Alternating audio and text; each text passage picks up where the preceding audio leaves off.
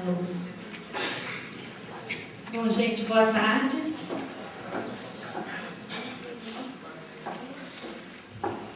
Nós vamos tentar agora fazer um recorte nessas discussões que a gente vem fazendo ao longo do nosso encontro e vamos tentar trabalhar um tema bastante instigante para nós, porque é algo que está muito próximo da nossa vida cotidiana, da nossa experiência, né? Enquanto seres que vivem em sociedade. Vamos estar falando dos problemas sociais, mas aí apresentando, para além desses problemas que conhecemos muito bem, né, as soluções apresentadas por Pietro Baldi na sua obra.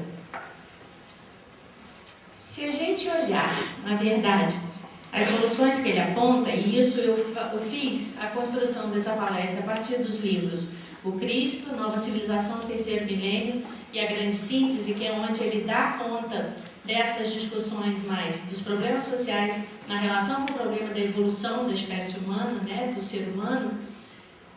A gente vai ver que são problemas absolutamente conhecidos de nós, e se perguntarmos a cada um de nós o que sentimos quando olhamos uma cena de fome, né, que seja dos países africanos ou a nossa fome, a fome mundial, cada um de nós vai colocar as suas experiências, as suas percepções, os seus sentimentos em relação a esses problemas.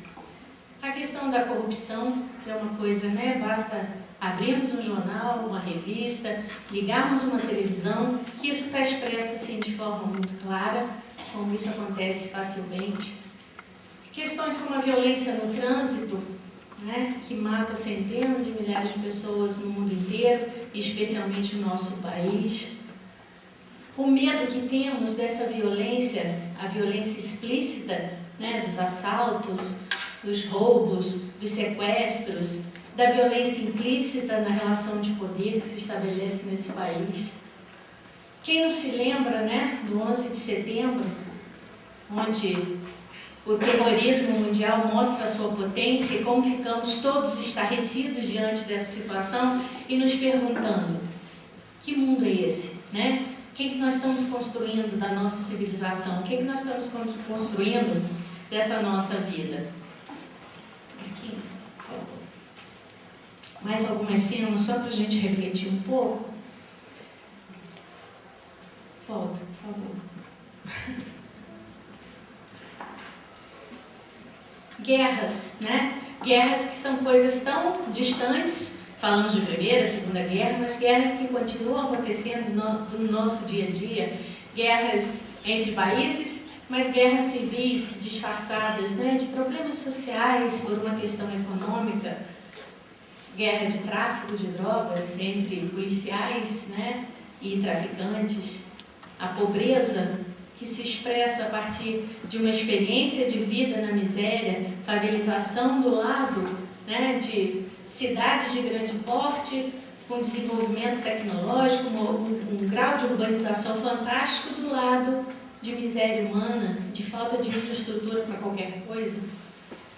A questão maior também, né, do meio ambiente, que é uma discussão que está se fazendo muito hoje, não tem uma roda de pessoas que não se fale. O que é preciso fazer para estar reconstruindo esse planeta? O que nós precisamos parar de fazer para que a gente tenha uma saída para isso?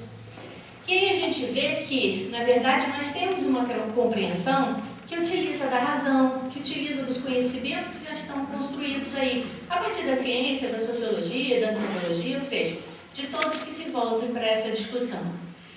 Só que aqui, o que a gente vai tentar fazer? Vai tentar utilizar, né, uma pergunta que o Baldi nos faz. E aí a gente vai ver algo que está para além da aparência dos fatos, que nos é apresentado pelo Baldi. O que está para além dessa aparência? A existência de diretriz dos fenômenos sociais e dos fenômenos de toda a vida, independentemente do homem, muitas vezes em antítese com a sua vontade, muitas vezes para corrigir e dominar sua intervenção. Então a primeira coisa que o Baldi nos diz é o seguinte: deixe as suas reflexões, a sua racionalidade um pouco em suspenso e vamos pensar o que existe na verdade é uma lei que rege toda essa organização social, todo esse fenômeno social. E, na verdade, costumamos dizer que o homem constrói a sua própria história, né? Na ciência, principalmente, a gente diz, os homens são construtores da sua própria história. Só que, na verdade, por detrás dessa aparente construção, existe uma lei, a lei de Deus, que rege tudo que está por detrás de toda essa lógica. Bom, vou ficar com o pescoço meio torto aqui, mas a gente vai assim mesmo.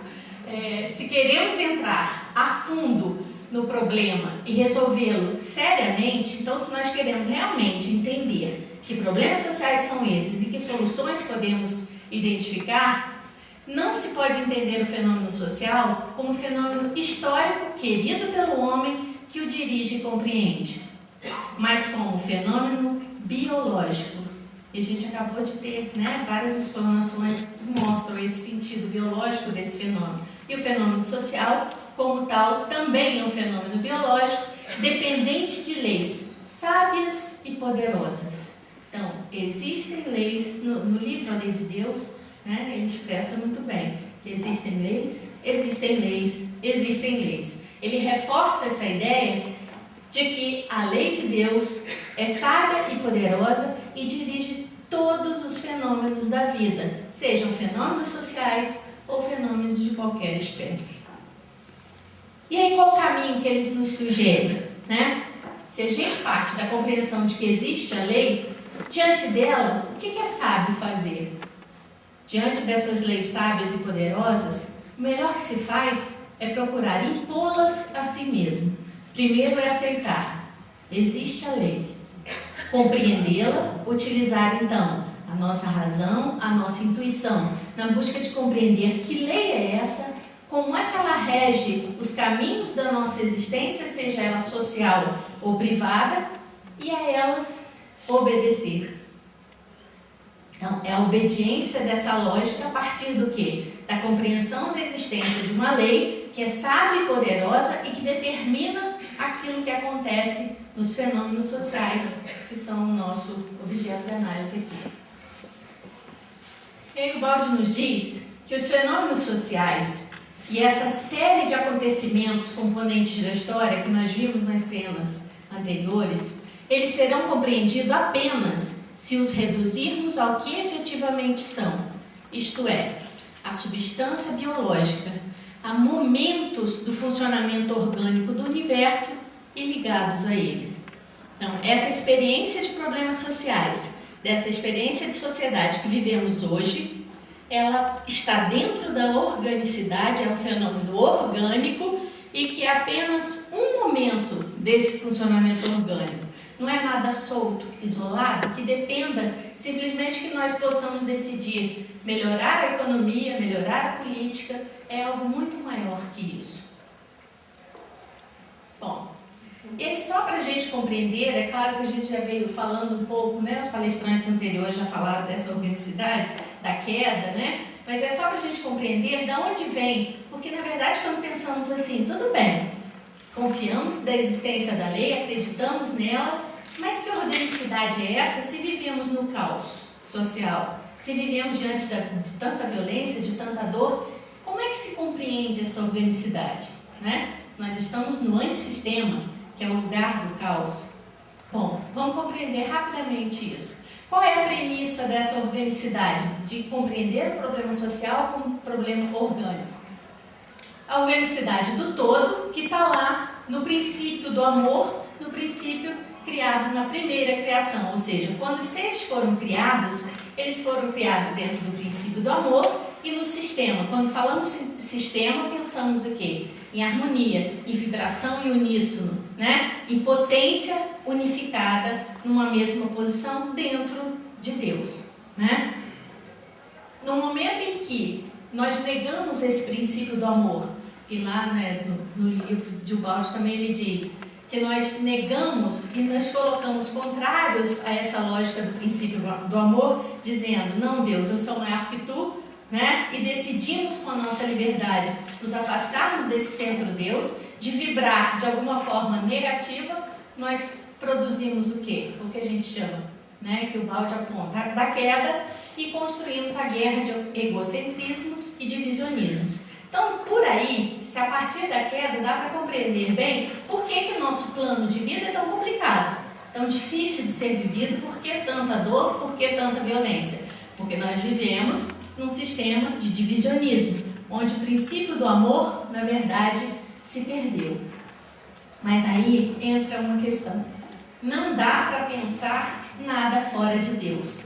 Se Deus é amor, se Deus é perfeição, só pode ter criado um sistema perfeito, mesmo fora do sistema, aqui também.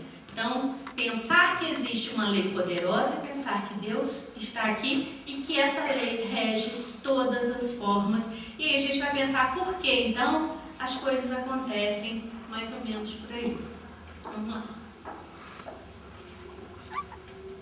Pensando assim, quem no próprio caso se separa do todo, quem concebe os fenômenos isolados, permanece alheio à organicidade do todo, que é conjunto conexo e compacto, unitário e impecável. Não dá para pensar fenômeno social descolado dessa lógica de organicidade. Então é necessário o quê para superar essa lógica separatista que nos faz compreender o fenômeno social isoladamente? Construir universalmente, com estabilidade, acima da luta e das divisões humanas. Então, o que nos vai fazer pensar de forma diferente? Não é analisar a questão social, o problema social, a partir das nossas concepções religiosas, de perspectivas políticas e econômicas, mas é pensá-la dentro dessa organicidade e o que é possível fazer para superá-las. Os problemas sociais, segundo Baldi, no fundo, são os mesmos fundamentais problemas da vida, isto é, fomes e libido, conservação do indivíduo e multiplicação da espécie, comida e sexo. Não se mudou o padrão, mesmo por mais que tenhamos alcançado padrões civilizatórios mais avançados, ainda o que rege o instinto e a lógica de organização das nossas relações humanas são os instintos de sobrevivência e de atendimento às nossas necessidades mais prementes, mais instintivas, ou seja, de sobrevivência, de viver, reproduzir e cuidar da sua prole. E aí, gente, crescimento demográfico, imigração, guerras, expansão, dominação, vitórias e derrotas, capital e trabalho, propriedade, coordenação de funções, disciplina das relações impostas pela convivência, ou seja, todo esse emaranhado de problemas e de questões sociais que estão colocados para nós diariamente, têm que ser compreendidos como fenômeno biológico. Assim, dessa forma, pensando, os problemas sociais se reduzem na base à luta para obter meios de vida, garantir-lhe a posse, proteger-se e a família e aos filhos. Desse modo nascem os problemas do capital e do trabalho, da propriedade, da família e dos institutos jurídicos fundamentais. Tudo gira em torno desse princípio, mais instintivo, espiritual, que no fundo, vamos ver mais à frente, é uma questão de nível evolutivo. A verdade desse fenômeno fica demonstrada em cada página de A Grande Síntese. Resulta da observação que, segundo o próprio grau de evolução, muda a estrutura orgânica, nervosa e psíquica e o estilo de vida do indivíduo. Então, a cada nível evolutivo, um padrão, de relações com os outros, de vida, inclusive a parte orgânica acompanhando esse processo de evolução ou não dos indivíduos.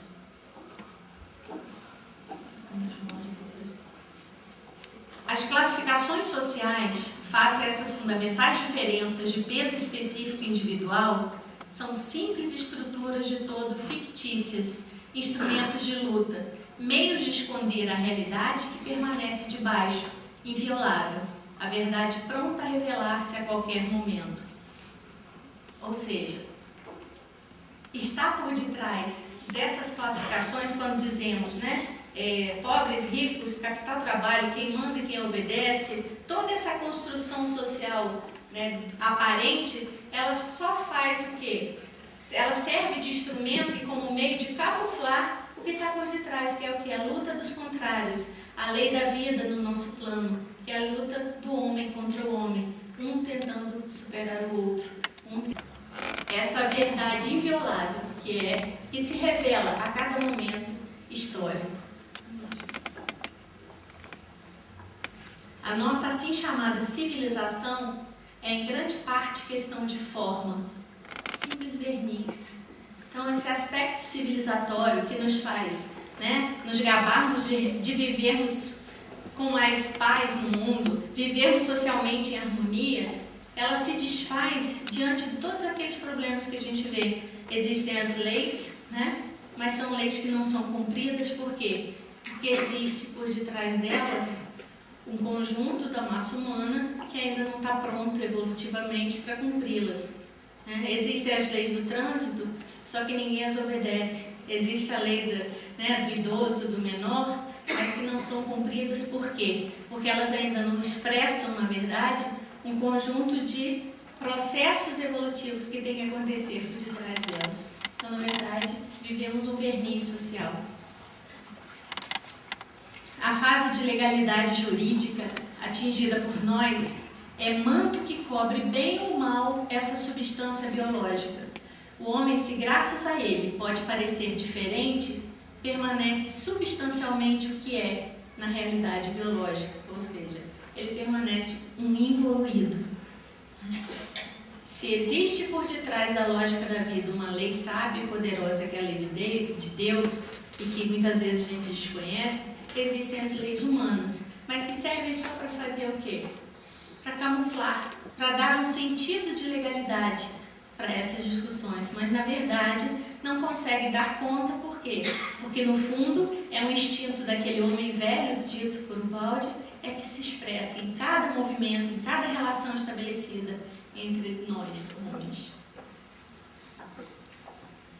Se se trata de ladrão ou delinquente, o ordenamento jurídico poderá impedir que continue a prejudicar. Vamos ampliar as cadeias, vamos prender o delinquente, né? Vamos colocar nas instituições os menores infratores. O aparato jurídico criado por nós realmente consegue fazer isso. Mas ele, esse ladrão, esse delinquente, vai permanecer o que é. Isso, e não o que aparenta, é o que interessa conhecer. Então, o que tem que ser mudado não é a forma de lidar, de cercear, de tirarmos do nosso convívio aquilo que consideramos inadequado. Não é tirar o político corrupto de lá, né? Não é simplesmente tirar o pobre da rua. Isso não é o suficiente. Por quê? Porque por mais que consigamos retirá-los do nosso convívio, o padrão de vibração, né, das massas humanas ainda está ligado a isso. A delinquência, que seja com verniz de civilização, a corrupção que acaba não aparecendo, o roubo que depois é institucionalizado, né? Tudo isso nos mostra o quê? Que o que interessa conhecer é a essência do homem, é o padrão de evolução que ele tem e não aquilo que ele aparenta socialmente. Posição social, poder econômico, valor aparente não tem importância nenhuma para essa análise.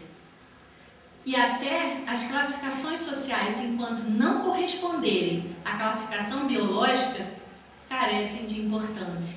Então, se é pobre, rico, se tem poder ou não, o que aparenta socialmente não importa. O que importa para nós é buscar, de trás desse homem que se expressa socialmente, que padrão de duração, que nível evolutivo está se colocando ali. Ele não respeita a propriedade do outro, ele respeita sim a própria propriedade, né? Não tem senso de propriedade senão da própria. Quando ele adquire a partir do roubo, a partir da usurpação de qualquer espécie, aí sim ele vai respeitar a propriedade, porque aí passa a ser dele, né? Esse é o tipo biológico do antissistema, esse é o padrão, né, de humanidade que nós temos. O que faz ele parar? Somente a punição, né? O temor de uma punição o induz a respeitar o bem alheio. Se ele for preso, se ele invadir uma terra, se ele for roubar e for preso, ele tem medo. Então isso o faz ficar um pouco tenso. Mas assim mesmo, ele está sempre pronto ao assalto. Ele está sempre pronto a buscar isso. Eles gostam de recobrir-se com o manto da justiça e eternizar-se no poder. Se puder justificar que o fruto do roubo passa a ser algo legal, ele vai buscar. E se assumir o poder, ele vai assumi-lo e tentar. Isso a gente vê muito no nosso país, né? Como é que, principalmente no âmbito político, as famílias que se reproduzem no poder durante, né, a história do nosso país. Por quê? Porque eles precisam, de alguma forma, legalizar um estado de coisas que consideram importantes para si. Fazem da autoridade base de direitos e arma de ataque e defesa. Se assume o poder político, econômico, seja o que for, eles vão fazer do poder uma arma para quê? Para ampliar sempre o seu poder, a sua capacidade, né, de conseguir cada vez mais coisas dentro de que plano? Do plano material. E aí a gente vai ver uma coisa interessante, que justamente o filho da desordem, esse homem do antissistema, tem maior necessidade da ordem, necessária para gozar em paz os frutos da desordem. Ele precisa legalizar o fruto do seu roubo, ele precisa passar um padrão de postura social para que ele possa continuar a fazer aquilo que ele costuma fazer. É necessário para perdurar que a propriedade seja sã, íntegra, justa e inteiramente honesta, da cabeça aos pés, em todos os momentos, até mesmo nas origens, nas raízes. Aí vamos entender isso de forma melhor. Bom, se tomarmos o homem do antissistema como o oposto, nós vamos ver que o homem do sistema, ele pensa o que sobre a propriedade? Ele está sempre pronto a dividir, a dar, a respeitar a propriedade. Quando foi colocado aqui do próprio Balde, né? Quando ele abriu mão da sua riqueza, ele abriu mão da sua riqueza pessoal. Ele respeitava e tinha senso de propriedade alheia. Por ironia do destino, ele foi roubado por um administrador, mas ele abriu mão daquilo que lhe era próprio, ou seja, por não valorizar a dimensão material, a riqueza, né? Ele abriu mão, ele não queria ter essa experiência, viver essa experiência. O plano de vida é de elevada forma, né? Então, na verdade, ele está pronto a dividir, a dar e respeita absolutamente a propriedade alheia, o que não é muito o padrão comum de nossa sociedade. O homem evoluído nesse sistema procura o quê? Ele procura mimetizar-se, como aqueles animais, né, que mudam a sua camuflagem para não serem percebidos. O homem evoluído, ele tenta passar desapercebido dentro desse processo social. Para quê? Para melhor esconder-se, justificando-se. Por isso eles gostam tanto de recobrir-se com o manto da justiça e eternizar-se no poder, para fazerem da autoridade, que é dever e missão, base de direitos e arma de ataque e defesa. Então, quanto mais invisíveis forem as falcatruas, as formas de roubo, as formas de buscar o seu poder, melhor. Né? Eu consigo, eu roubo, mas no aparente, socialmente, isso tudo é legalizado. E a gente vai ver algumas formas disso acontecer. Bom, aqui nós temos duas imagens. Uma não está muito clara, mas é ataque de poceiros a índios, né? E aqui um pouco do movimento sem terra também invadindo algumas terras. E aí, qual é a preocupação desse homem evoluído? Quando ele assume lá a posse, né, das terras indígenas, ele mata, ele destrói, queima, né, destrói toda a parte da natureza. E qual é o primeiro processo que ele faz após isso? Escraviza, né, os índios. Ele corre e vai buscar o quê? A escritura. Legalizar o fruto do roubo, né? Quando se invade qualquer propriedade alheia, se existe respeito, não pode haver. Isso não quer dizer que não seja direito. Eu não estou discutindo aqui e nem o Balde entra nessa coisa. Eu trouxe apenas como exemplo o movimento sem terra, quero dizer se é direito ou não, mas a gente quer dizer o seguinte: a partir do momento que se invade uma terra que é propriedade de outro, ele busca exatamente o quê? Invadiu e vai pedir lá ao governo a posse desse bem. E ele passa a ser dono legítimo dessa nova propriedade.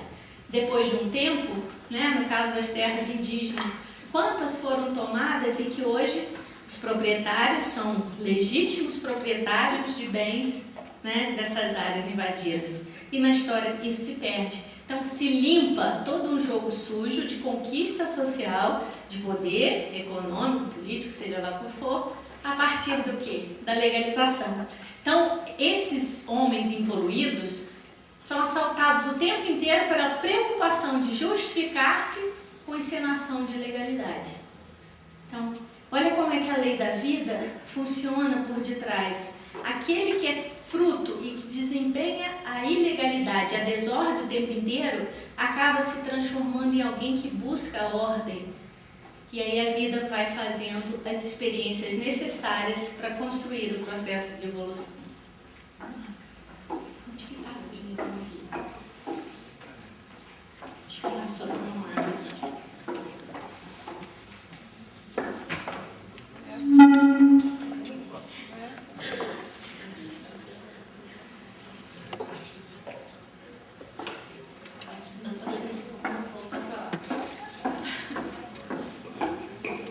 Bom, e aí, gente, a gente vai ver um outro lado também desse envolvido que o Balde nos traz e que eu achei interessante para a gente estar refletindo juntos aqui, é que existe uma satisfação muito grande para os homens poderem, em todas as revoltas, em todas as guerras, em todos os movimentos mais amplos, poder roubar e matar legalmente, isto é, seguramente, sem temor de sanções punitivas, o único obstáculo para eles, e fazê-lo com uma autoridade alta e tranquila, e não mais com a incerteza e o perigo dos ladrões. Vamos pensar isso rapidinho. Coloquei aqui 4 cenas da história da humanidade. Vamos lá. Roma, né? Roma antiga. O quanto ele invadiu territórios, se apossou de bens dessas civilizações, assumiu o comando, escravizou as populações, tudo em nome de quê? Do poder divino dos reis, da supremacia do tipo romano sobre os demais. Então está absolutamente justificado. Então é necessário e possível matar, roubar, fazer o que for. Existe uma justificativa que os torna até heróis, né?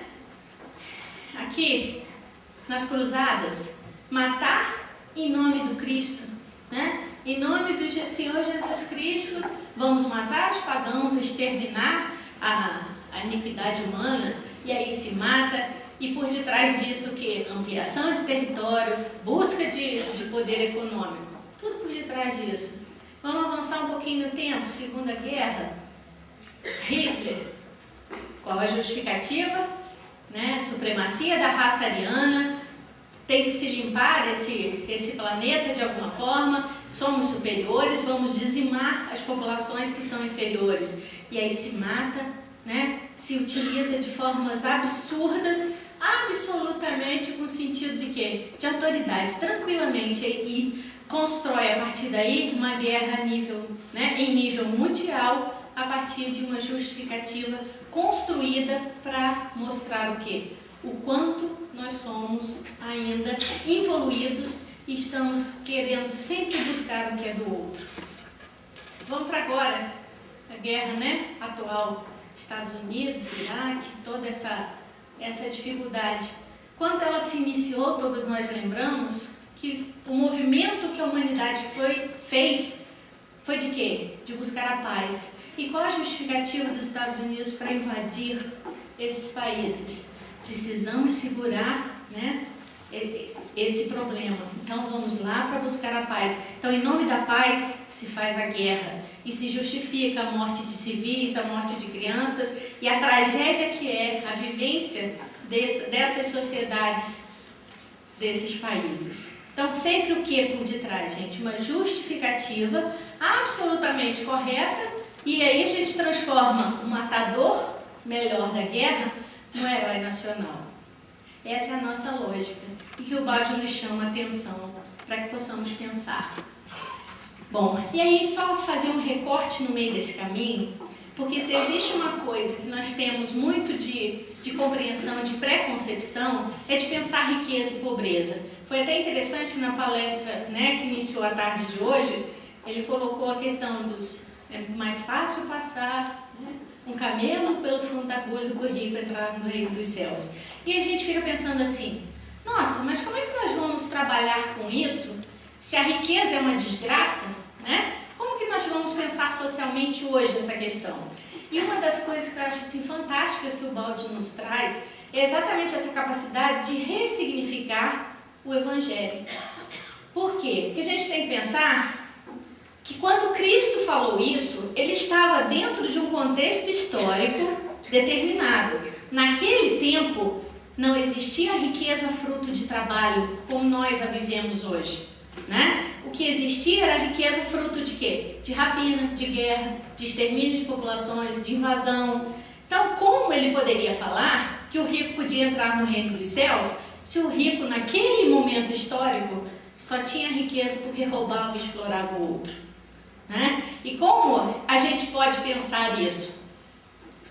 Hoje, nós estamos vivendo um outro momento histórico onde o trabalho é a expressão máxima dessa produtividade, dessa capacidade laborativa do sujeito.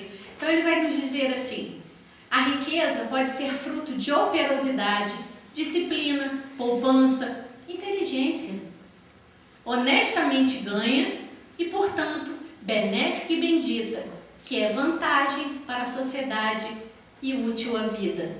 A riqueza fruto de trabalho, de laborosidade, ela é útil à vida, ela produz questões positivas. Então, né, aquele sentido que está até lá na história do próprio São Francisco, né, e do próprio Baldi, tudo bem, vamos todos abrir mão das nossas bens e vamos viver ajudando por aí. Nós vamos precisar de quê? Da ajuda de outros, né? Então não dá para pensar um evangelho vivido ao pé da letra. O evangelho precisa ser pensado dentro do nosso tempo histórico. A riqueza ela pode ser objeto de cobiça, né? Por outro lado, fruto de fraude, de furtos legalizados, que é o que mais temos na nossa atualidade por conta do verniz. Pode ser opressão e exploração do fraco e, portanto, ela é o quê, gente? Ensanguentada, maldita e, por isso, venenosa e dano para a sociedade e inútil à vida. Então, a gente precisa pensar, quando falamos de riqueza, estamos falando de que riqueza? Né? De que padrão de comportamento está por detrás da aquisição desses bens? Se ela é fruto de labor, de inteligência, ela é absolutamente necessária à vida. Por quê? Como pensarmos uma civilização no terceiro milênio, onde não existam condições até materiais, né, plenas, de igualdade, de todos comendo, todos vivendo em condições adequadas? É preciso que a riqueza também se desenvolva, mas uma riqueza pura, né? Uma riqueza fruto de trabalho. Por outro lado, nós, né, vivemos pensando muito o que fazer, em que forma trabalhar para ajudar aqueles que têm menos, a pobreza. E também trazemos um pouco desse ranço, que é ahistórico, que não coloca as coisas no seu devido tempo, é de pensar que todo pobre, né, ele vai ganhar o reino dos céus porque já está sofrendo demais. Né? Então vamos ajudar, vamos buscar essa compreensão e a gente se desdobra nessa busca. Bom, aí o Baldi nos fala novamente, vamos parar para pensar nos aspectos da pobreza. Conforme as leis biológicas, a pobreza não é uma virtude. Né? O fato de ser pobre não quer dizer ser virtuoso, mas o defeito, o estado atrasado e doentio de uma coletividade que não soube vencê-la. É um estado atrasado que não conquistou o quê? A capacidade de se reconstruir enquanto coletivo, enquanto civilização, para que exista equidade, maiores condições ou melhores condições de vida para todos. Então, essa pobreza, essa miséria que nós vivemos na humanidade, principalmente no nosso país, é fruto de quê? de falta de operosidade, é um estado atrasado e doentio. A pobreza pode ser uma desgraça que merece ajuda, é claro. Não estou dizendo aqui que a gente vai parar de ajudar os pobres, né? Não é isso. Mas pode também ser o produto de inaptidão, de preguiça, má vontade, uma posição merecida de quem se recusa à fadiga da luta pela vida.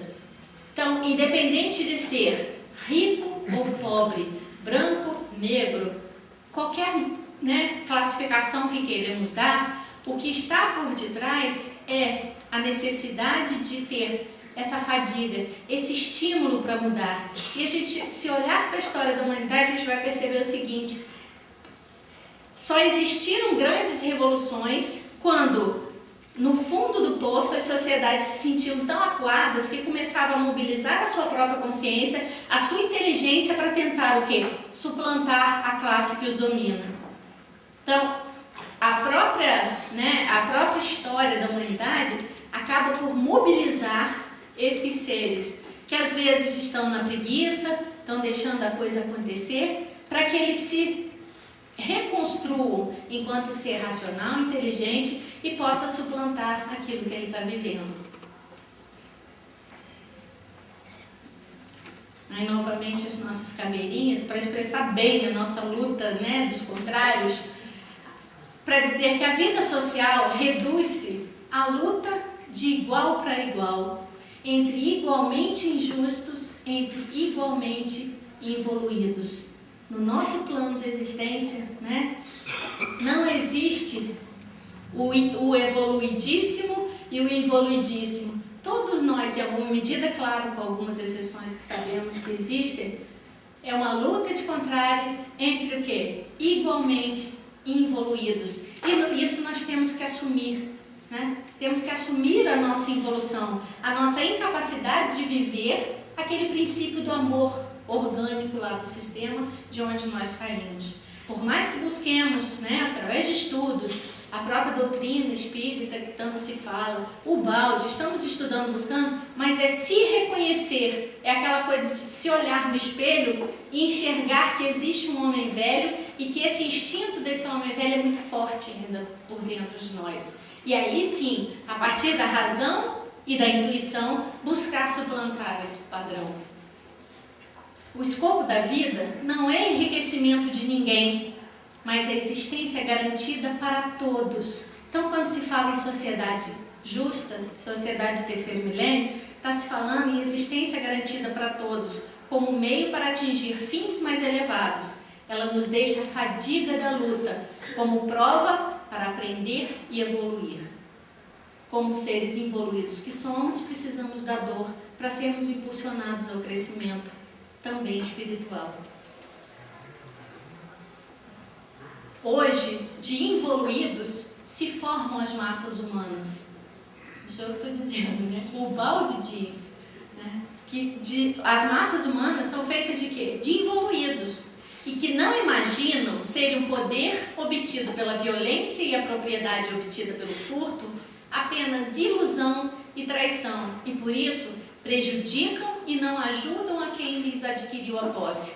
Quantas vezes nos pegamos perguntando assim, esse negócio está bem interessante falar, né? Mas o que a gente vê por aí é que muitos que têm riqueza fruto de roubo, de rapina, né? E não é de operosidade de trabalho, vivem às vezes uma existência inteira usufruindo disso tudo, né?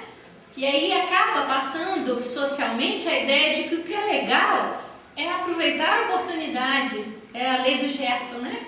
Vamos fazer tudo em função daquilo que a gente está buscando.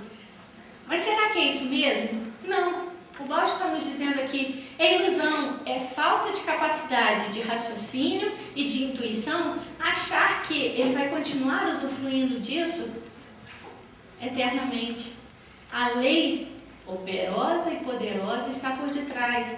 Então, em algum momento da existência desse homem, desse ser que roubou e que está usufruindo, vai ter que pagar, né? No banco que se falou aqui, no banco de Deus, está lá escrito, e ele vai ter que responder a lei de causa e efeito, vai ter que responder pelas suas atitudes. Por mais que nos pareça que nós estamos presos ao tempo e ao espaço, nós queremos que as coisas aconteçam no plano imediato, né? Mas na verdade é pura ilusão achar que adquirir propriedade, de ter maior riqueza a partir da violência, do roubo, que é uma coisa importante e interessante. Muito pelo contrário.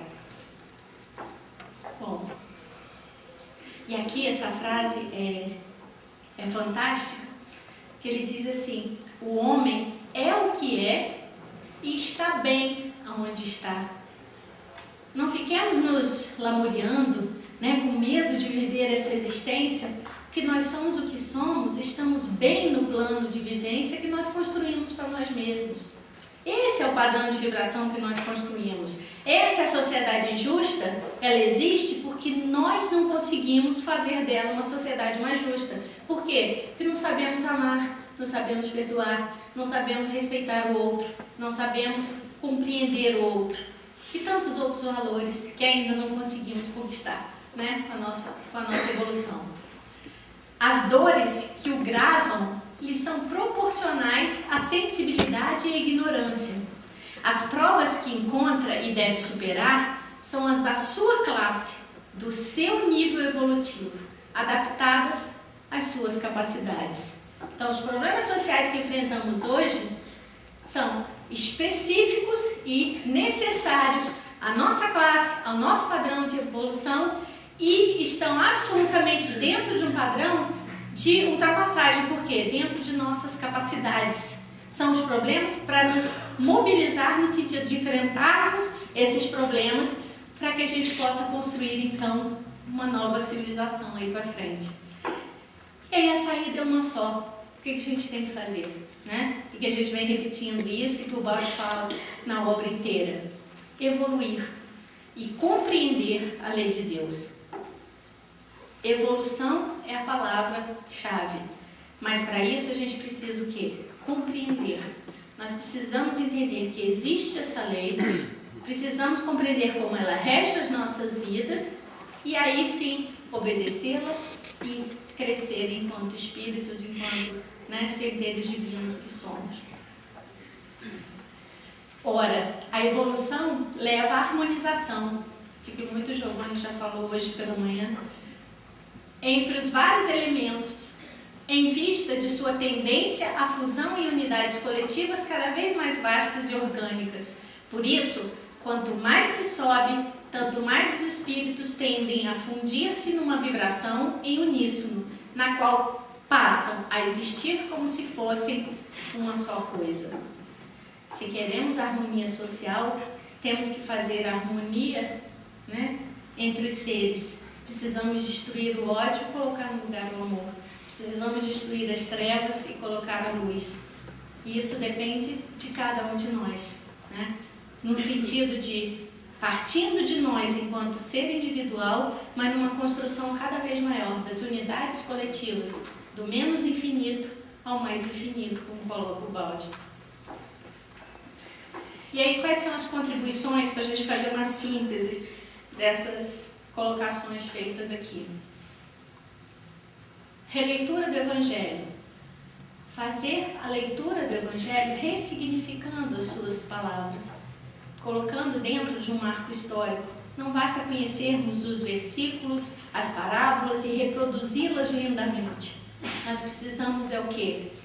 É trazer o sentido vivencial desse Evangelho, dentro do sentido biológico que trabalhamos aqui, que é o único caminho de evolução que pode acontecer, é compreender essa organicidade e nela participar.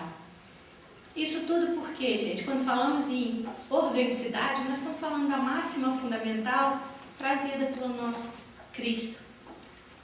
Ama teu próximo como a ti mesmo. O quanto isso, se a gente parar para pensar, o quanto isso está distante da nossa realidade humana. Ama teu próximo, quer dizer, vibre com ele, viva em sintonia, queira aquilo que quer para o outro. Aquela sintonia que acabou de ser colocada na palestra aqui, amar a terra, o sol, os animais, amar o universo, e uma sintonia tão grande de São Francisco com Cristo, de receber as chagas. Então é essa sintonia de não se sentir fora desse contexto coletivo enquanto nós olharmos para qualquer ser que seja desse planeta e dissermos, não gosto muito, ele está errado, enquanto nós não conseguirmos olhar para a humanidade e para o universo como parte de nós estamos muito longe ainda disso. E aí, não basta ler o Evangelho, mas exercitar, porque como o Baldi coloca, a gente tem que tirar os valores antigos, colocar os novos. Mas não basta colocar valor novo, é preciso exercitá-los para que eles se transformem em instinto novamente. Então, é exercitar a nossa capacidade de amar para que um dia possamos amar por instinto, como era o caso de Baldi, né? Tem o Evangelho por instinto. Bom, e os significados apresentados? O Baldi nos apresenta o Evangelho como norma prática, não é para reproduzir, é para viver. É para tirar o velho, né, o dente velho e colocar um novo. É ressignificar. Nos traz um Evangelho atual, que nos mostra que ele não ficou preso lá no passado, mas ressignificado, pleno de valores e de compreensões que nos ajudam nesse processo de evolução. Evangelho como norma de evolução em todos os campos. Não dá para pensar o social, o econômico, o político, e aí ir para além das nossas divisões, nós precisamos pensar a unificação em todos os campos. Viver o Evangelho naquela máxima fundamental. Ama teu próximo. E quais são as consequências importantes se a gente conseguir caminhar nesse sentido? Renunciar ao egoísmo para colaborar com o semelhante, né, no sentido coletivo dessa construção social, construindo uma compreensão recíproca. Não basta que exista compreensão daqui para lá, é a construção da identidade. E aí, gente, a gente para pensar no sentido religioso, mesmo no religioso, que deveria ser aquele que está mais próximo daquilo que está posto no Evangelho, nós vemos quanta divisão. Não só entre religiões, mas dentro da própria religião, uns que pensam mais assim, outros que pensam mais assado, e aí a gente se divide, a gente se separa, a gente faz grupos que pensam o Baldi, que pensam o Espiritismo, que pensam o Catolicismo, e com isso nós construímos cada vez mais o quê? Divisionismo, intolerância, ódio, falta de humanidade. Exatamente o contrário que é preciso buscar. O Baldi nos convoca porque está lá no Evangelho. Ama, perdoa, busca essa compreensão. E suprimir tudo que divide, né? Harmonizando-se até aquela unificação maior. Porque somente é com essa reunificação que nós vamos fazer o caminho de retorno, de voltar ao Pai, porque só se volta ao Pai enquanto unidade, porque de lá nós saímos. Né? Já caminhando para o fim, pensar esse harmonizar-se, como aconselha o Evangelho, não é apenas problema de bondade ou de renúncia, mas também problema de inteligência e de utilidade. Ou seja, para compreender essa harmonização, o como nós podemos, né, passar a nos amar mais, a nos compreendermos mais, não é só utilizar a questão, eu vou buscar ser melhor, eu vou usar a minha intuição. Não, é unir intuição, razão, né? Por quê? Porque nós temos que inteligentemente começar a compreender a lógica da direção que a vida nos leva, seja no plano individual ou coletivo, para construir algo melhor. E a questão da utilidade, o quanto vai ser útil para nós, né, evoluirmos no plano espiritual, porque as consequências, se queremos uma sociedade mais justa, eu acho que todos nós queremos, onde não haja guerra, onde não haja fome, nós precisamos começar por nós mesmos, né? Usando a nossa inteligência, usando aquilo que existe dentro de nós, que é aquela centelha divina, aquele Deus imanente que nos faz, né, buscar essa superação o tempo inteiro, mas unindo as três coisas, religião, ciência, filosofia, bondade, inteligência e utilidade. E aí fechar com as palavras do próprio Baldi. Somente com a evolução espiritual avançaremos no desenvolvimento e na ultrapassagem dos problemas sociais existentes, que são a expressão do caminho de reunificação. Sem isso, nós vamos continuar nos apegando a padrões e valores de expressão absolutamente dentro do plano material e que não vão resolver nada. Então, o caminho é a unificação, o caminho é o retorno àquele princípio do amor do sistema. Aí sim, nós vamos construir uma sociedade justa, igualitária, como tanto sonhamos. É isso. Muito obrigada.